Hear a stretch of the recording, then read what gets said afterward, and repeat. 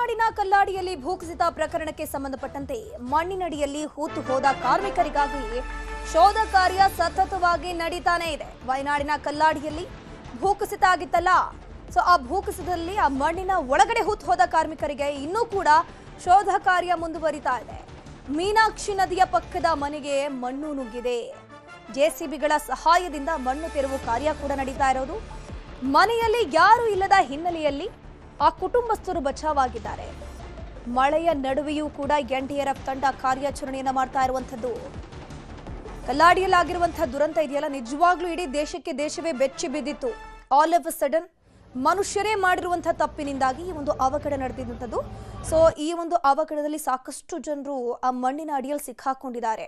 ಅಂತವರಿಗೆ ಈಗಲೂ ಕೂಡ ಶೋಧ ಕಾರ್ಯ ನಡೆಸಲಾಗ್ತಾ ಇದೆ. ಒಂದ್ ಕಡೆ ಮಳೆ, ಇನ್ನೊಂದು ಕಡೆ ಜೆಸಿಬಿ ಕಾರ್ಯಕ್ಕೆ ಅಡ್ಡಿ ಉಂಟುಪಡಿಸ್ತಾ ಇದೆ.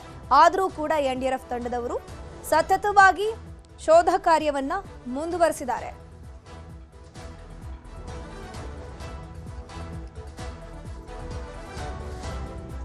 ಇದ್ರ ಬಗ್ಗೆ ಹೆಚ್ಚಿನ ಮಾಹಿತಿ ನೀಡ್ತಾ ಹೋಗ್ತಾರೆ. ಕಲ್ಲಾಡಿಯಿಂದ ನೇರ ಸಂಪರ್ಕದಲ್ಲಿ ಜಾಯಿನ್ ಆಗಿದ್ದಾರೆ ನಮ್ಮ ಪ್ರತಿನಿಧಿ ಆನಂದ್. ಈಗ ಶೋಧ ಕಾರ್ಯ ಯಾವ ರೀತಿ ನಡೀತಾ ಇದೆ? ಮಣ್ಣಿನ ಒಳಗಡೆ ಒಟ್ಟು ಎಷ್ಟು ಕಾರ್ಮಿಕರು ಸಿಕ್ಕಾಕೊಂಡಿರುವಂತಹ ಶಂಕೆ ಇದೆ ಎಕ್ಸಾಕ್ಟ್ಲಿ? ಧನುಶ್ರೀ, ಈ ಕಲ್ಲಾಡಿಯ ಘೋರ ಗುಡ್ಡ ಕುಸಿತ ದುರಂತ ಏನಿದೆ, ಇದರಲ್ಲಿ ಸುಮಾರು 7 ರಿಂದ 8 ಮಂದಿ ಸಿಲುಕಿ ಹಾಕಿಕೊಂಡಿರುವ ಮಾಹಿತಿ ಸದ್ಯಕ್ಕೆ ಲಭ್ಯ ಆಗ್ತಾ ಇರುವಂಥದ್ದು. 2ನೇ ದಿನವೂ ಕೂಡ ಕಾರ್ಯಾಚರಣೆ ಭರದಿಂದ ಸಾಗಿದೆ. ನಾನು ದೃಶ್ಯದಲ್ಲಿ ತಮಗೆ ತೋರಿಸ್ತಾ ಹೋಗ್ತೀನಿ. ಇದು ಕಲ್ಲಾಡಿ ಅಂದರೆ ವಯನಾಡಿನ ಚೂರಲ್ಮಾಲ, ಅಟ್ಟಮಾಲ ಹಾಗೂ ಮುಂಡಕೈಗೆ ಸಂಪರ್ಕವನ್ನು ಸಾಧಿಸುವಂತಹ ಕಲ್ಲಾಡಿ ಪ್ರದೇಶ. ಈ ಪ್ರದೇಶದಲ್ಲೇ ನಿನ್ನೆ ಭೂಕುಸಿತ ಆಗಿರುವಂಥದ್ದು. ಇದಕ್ಕೆ ಪ್ರಮುಖವಾದ ಕಾರಣ ಅಂತ ಹೇಳಿದ್ರೆ ಟನಲ್ ನಿರ್ಮಾಣ. ಏನು ಅವೈಜ್ಞಾನಿಕವಾಗಿ ಟನಲನ್ನು ನಿರ್ಮಾಣ ಮಾಡಲಾಗ್ತಿತ್ತು. ಇಲ್ಲಿ ಟನಲ್ನ ನಿರ್ಮಾಣಕ್ಕಾಗಿ ತೆಗೆದಿರುವಂತಹ ಮಣ್ಣನ್ನು ಇಲ್ಲೇ ಶೇಖರಣೆ ಮಾಡಲಿಡಲಾಗಿತ್ತು. ಕಳೆದ 4 ದಿನಗಳಿಂದ ಅತಿ ಹೆಚ್ಚು ಮಳೆ ಆಗ್ತಿತ್ತು. ಆ ಕಾರಣಕ್ಕಾಗಿ ಗುಡ್ಡ ಕುಸಿತ ಆಗಿರುವಂಥದ್ದು. ಇನ್ನು ಗುಡ್ಡ ಕುಸಿತದ ಪರಿಣಾಮದಿಂದಾಗಿ ಸುಮಾರು 5 ಮಂದಿ ಮೃತಪಟ್ಟಿದ್ರೆ, ಇನ್ನು ಈ ಮೀನಾಕ್ಷಿ ನದಿಯ ದಡದ ಪಕ್ಕದಲ್ಲಿ ಸುಮಾರು 20 ರಿಂದ 30 ಮನೆಗಳಿದ್ದಾರೆ.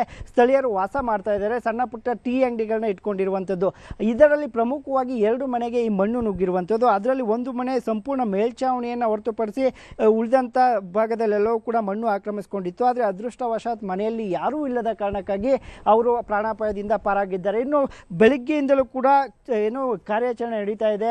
ನಾಪತ್ತೆಯಾಗಿರೋರಿಗೋಸ್ಕರ ಶೋಧ ಕಾರ್ಯ ನಡೀತಾ ಇದೆ. ಆದರೆ ಮಳೆ ಬಿಟ್ಟು ಬಿಡದಂಗೆ ಸುರಿತಾ ಇರೋದು ಒಂದು ಕಡೆ, ಮತ್ತೊಂದು ಕಡೆ ಮಳೆ ಅಲ್ಪ ಸ್ವಲ್ಪ ಆವಾಗ ಬ್ರೇಕನ್ನು ಕೂಡ ಕೊಡ್ತಾ ಇದೆ. ಜೊತೆಗೆ ಎನ್ಡಿಆರ್ಎಫ್ ಸಿಬ್ಬಂದಿಗೆ ಒಂದು ಸವಾಲು ಅಂತ ಏನಪ್ಪ ಅಂತಂದರೆ, ಒಂದು ಕಡೆ ಮಳೆ, ಮತ್ತೊಂದು ಕಡೆ ಮಂಜು. ಇದರ ಜೊತೆಗೆ ಮಣ್ಣು ಕುಸಿತ ಸುಮಾರು 100 ಟನ್ ಆಗಿರುವ ಹಿನ್ನೆಲೆಯಲ್ಲಿ ಕಾಲು ಹಾಕಿದ್ರೆ ಮಂಡಿ ಭಾಗದವರೆಗೂ ಕೂಡ ಎನ್ಡಿಆರ್ಎಫ್ನ ತಂಡದ ಸಿಬ್ಬಂದಿಗಳ ಕಾಲು ಹೋಗ್ತಾ ಇರುವಂಥದ್ದು. ಅವರು ತಮ್ಮ ಪ್ರಾಣದ ಹಂಗನ್ನೇ ತೊರೆದು ಈ ಕಾರ್ಯಾಚರಣೆಯಲ್ಲಿ ತೊಡಗಿದ್ದಾರೆ.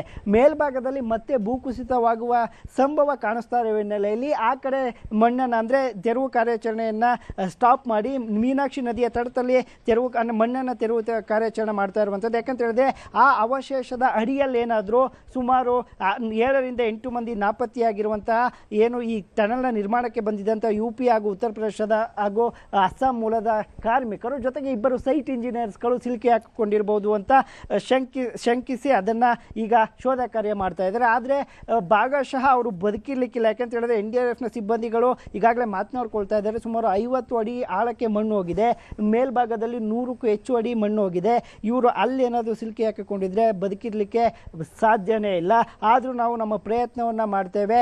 ಅವ್ರನ್ನ ಅಟ್ಲೀಸ್ಟ್ ಅವರ ಬಾಡಿಗಳನ್ನಾದರೂ ಹೊರ ತೆಗೆಯುವಂಥ ಕೆಲಸಕ್ಕಾದರೂ ನಾವು ಮುಂದಾಗ್ತೇವೆ ಅಂತೇಳಿ ಇದೀಗ ಕಾರ್ಯಾಚರಣೆಯನ್ನು ಭರದಿಂದ ಮಾಡ್ತಾ ಇರುವಂಥದ್ದು. ಧನುಶ್ರೀ, ಆನಂದ್, ಗಮನಿಸ್ತಾ ಹೋಗ್ಬೋದು, ಮನುಷ್ಯರೇ ಮಾಡಿರುವಂತಹ ತಪ್ಪಿನಿಂದಾಗಿ ಇಷ್ಟು ದೊಡ್ಡ ಮಟ್ಟದ ಅನಾಹುತ, ಸಾಕಷ್ಟು ಸಾವು ನೋವು ಆಗ್ತಾ ಇದೆ. ಈಗ ಟನಲ್ ಕಾಮಗಾರಿ ಮಾಡ್ತಾ ಇದ್ರಲ್ಲ, ಒಂದೇ ಕಡೆ ಯಾಕೆ ಮಣ್ಣನ್ನು ಗುಪ್ಪೆ ಹಾಕುವಂತ ಕೆಲಸವನ್ನ ಮಾಡಿದ್ರಂತೆ? ಯಾಕೆ ಇಷ್ಟೊಂದು ನಿರ್ಲಕ್ಷ್ಯವನ್ನ ವಹಿಸಿದ್ರಂತೆ ಅಧಿಕಾರಿಗಳು? ಯಾಕಂದ್ರೆ ಮಳೆಗಾಲ ಹತ್ರ ಬರ್ತಾ ಇದೆ. ಯಾವ ಸಂದರ್ಭದಲ್ಲಾದ್ರೂ ಕಳೆದ 2 ವರ್ಷಗಳ ಹಿಂದೆ ಆಗಿರುವಂತಹ ಅನಾಹುತ ಈಗಲೂ ಕೂಡ ನಮ್ಮ ಕಣ್ಮುಂದೆ ಇದೆ. ಕೇರಳದಲ್ಲಿ ಆಗಿರುವಂತಹ ಘಟನೆ. ಸೊ ಅಂಥದ್ದು ಘಟನೆ ಮತ್ತೆ ಮರುಕಳಿಸುತ್ತೆ ಅಂತ ಹೇಳ್ಕೊಂಡು ಅದ್ರ ಗಮನಕ್ಕೆ ಬಂದಿರಲಿಲ್ವಾ ಹೇಗೆ ಅಂತ? ಧನುಶ್ರೀ, 2024 ಜುಲೈ 30ರಲ್ಲೇ ಪ್ರಕೃತಿ ಕೇರಳ ಸರ್ಕಾರಕ್ಕೆ ಹಾಗೂ ಕೇರಳ ಜನರಿಗೆ ಒಂದು ಪಾಠವನ್ನು ಹೇಳಿತ್ತು. ಏನು ಜುಲೈ 30ರಂದು 3 ಗ್ರಾಮಗಳು ಗುಡ್ಡ ಕುಸಿತಕ್ಕೆ ಬಲಿಯಾಗಿತ್ತು. ಸುಮಾರು 300 ಮಂದಿ ಸಾವನ್ನಪ್ಪಿದ್ರು.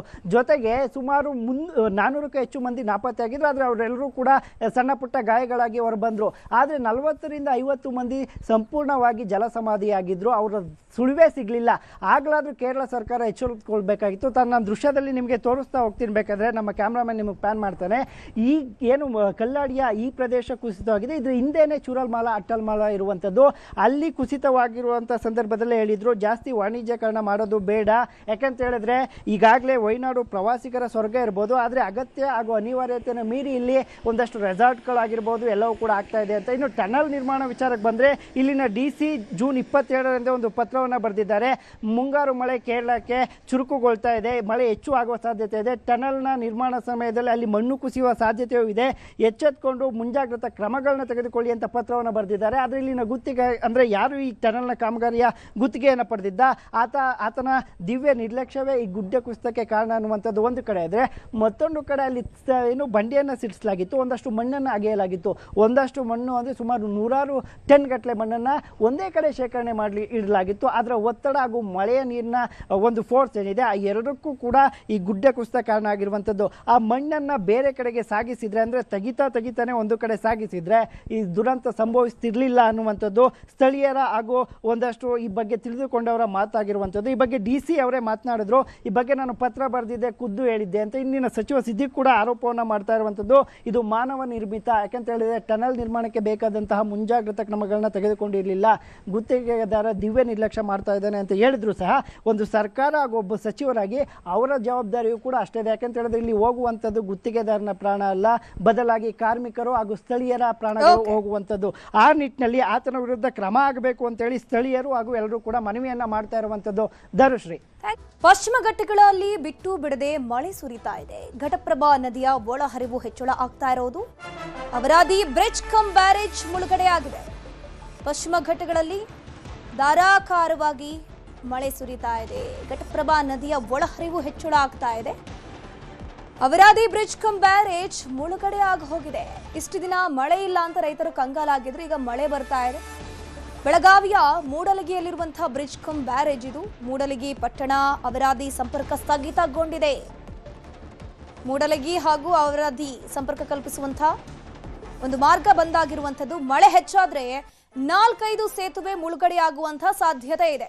ಸ್ಕ್ರೀನಲ್ಲಿ ನೋಡ್ತಾ ಇದ್ರೆ ಮೂಡಲಗಿ ಪಟ್ಟಣ ಹಾಗೂ ಅವರಾದಿ ಭಾಗಕ್ಕೆ ಸಂಪರ್ಕ ಕಲ್ಪಿಸುವಂತಹ ಸೇತುವೆ ಇದು.